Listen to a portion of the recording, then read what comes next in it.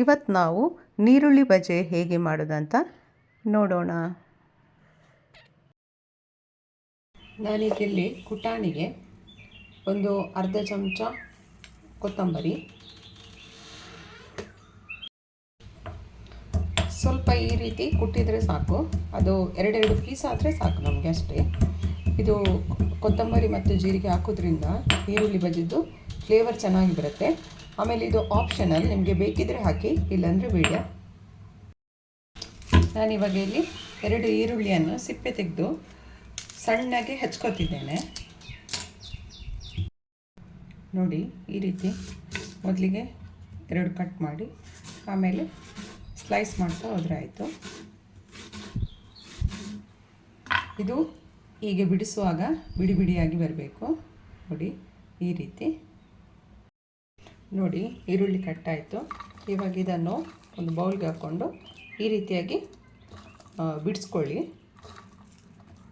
ನೋಡಿ, ನಾವು ಮೊದಲಿಗೆ ನೀರು ಹಾಕ್ಕೊಂಡು ಕಲಿಸ್ಕೋಬಾರ್ದು, ಯಾಕಂದರೆ ಈರುಳ್ಳಿಯಲ್ಲೇ ಸ್ವಲ್ಪ ನೀರು ಬಿಡುತ್ತೆ.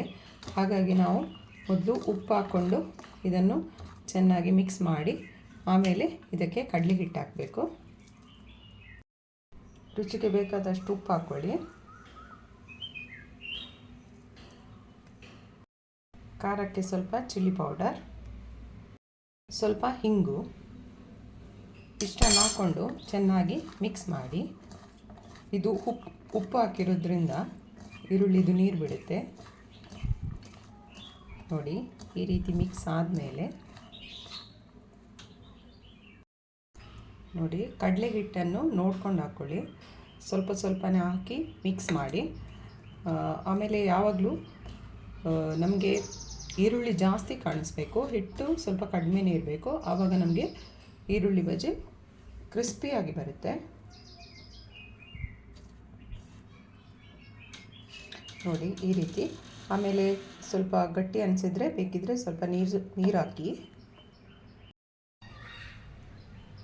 ನೋಡಿ, ಈ ರೀತಿ ಸ್ವಲ್ಪ ನೀರು ಹಾಕಿ ಮಿಕ್ಸ್ ಮಾಡಿ. ಒಮ್ಮೆಲೆ ನೀರು ಹಾಕೋಕ್ಕೆ ಹೋಗಬೇಡಿ, ಇದು ಸರಿಯಾಗಿ ಮಿಕ್ಸ್ ಆಗಲಿ. ಇವಾಗ ಬೇಕಿದ್ರೆ ನಿಮಗೆ ಉಪ್ಪು ಸರಿಯಾಗಿದೆಯಾ ಇಲ್ವಾ ಅಂತ ನೋಡ್ಕೊಳ್ಳಿ.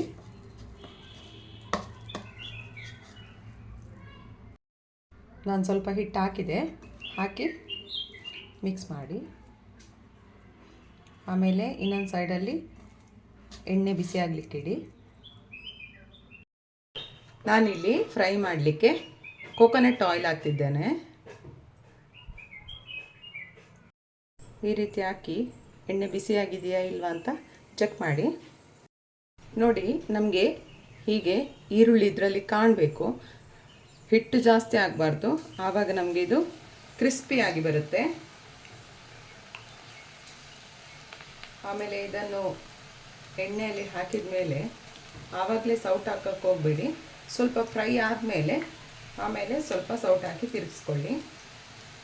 ನೋಡಿ, ಈ ರೀತಿ ಲೋ ಫ್ಲೇಮಲ್ಲಿಟ್ಟು ಫ್ರೈ ಮಾಡಿ. ನೋಡಿ, ಹೀಗೆ ಮಗುಚಿ ಹಾಕಿ. ಒಮ್ಮೆಲೆ ಫ್ಲೇಮ್ ಜಾಸ್ತಿ ಮಾಡಬೇಡಿ, ಸೀದೋಗಿಬಿಡುತ್ತೆ. ಹಾಗಾಗಿ ಲೋ ಫ್ಲೇಮಲ್ಲಿಟ್ಟು ಈ ರೀತಿ ತಿರುಗಿಸ್ಕೊಳ್ಳಿ. ನೋಡಿ, ಗೋಲ್ಡನ್ ಬ್ರೌನ್ ಬಂದರೆ ಆಯಿತು. ನಮ್ಮದು ನೀರುಳ್ಳಿ ಬಜೆ ರೆಡಿ.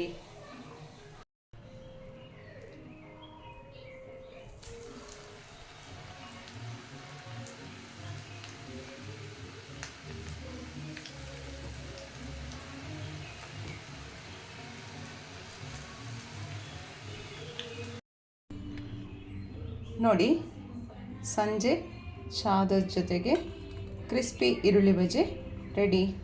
ರೆಸಿಪಿ ಇಷ್ಟ ಆದರೆ ಲೈಕ್ ಮಾಡಿ, ಶೇರ್ ಮಾಡಿ ಮತ್ತು ಸಬ್ಸ್ಕ್ರೈಬ್ ಮಾಡಿ. ನೋಡಿ, ಎಷ್ಟು ಕ್ರಿಸ್ಪಿಯಾಗಿ ಬಂದಿದೆ. ನೋಡಿ, ಎಷ್ಟು ಕ್ರಿಸ್ಪಿಯಾಗಿದೆ. ನೀವು ಒಮ್ಮೆ ಟ್ರೈ ಮಾಡಿ.